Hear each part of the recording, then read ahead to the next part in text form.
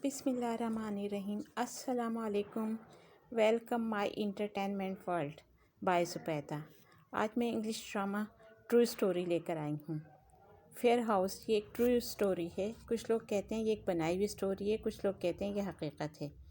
Steve का recently divorce हुआ था। उसके 2 बेटे और एक बेटी थी। बेटी अली से बड़ी थी। वो मई 2001 में मैसूरी में एक रेंटेड घर में शिफ्ट हुए।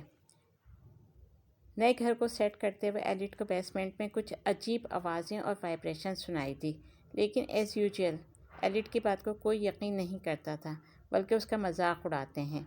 एलिट को कॉरिडोर में खुफिया आवाज़ें और कोई नज़र भी आता है।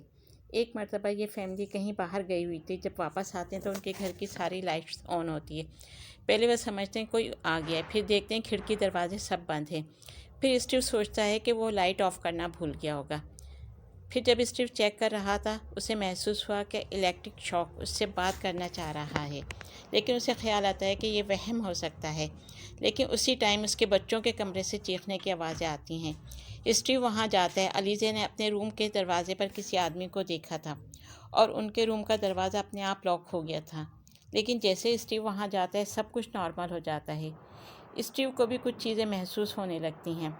नेक्स्ट डे वो अपने डैड को वायरिंग के लिए चेक करने के लिए बुलाता है। जब स्टीव के डैड बेसमेंट में जाते हैं तो वहाँ वो बुच्चर शावर नज़र आता है, जो कि खून में लथपथ होता है। ये 100 साल पहले ज़माने में होता था।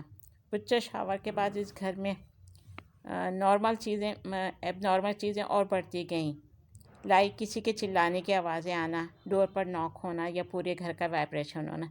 स्टीव और उसकी फैमिली रातों रात घर छोड़कर वहाँ से चले जाते हैं।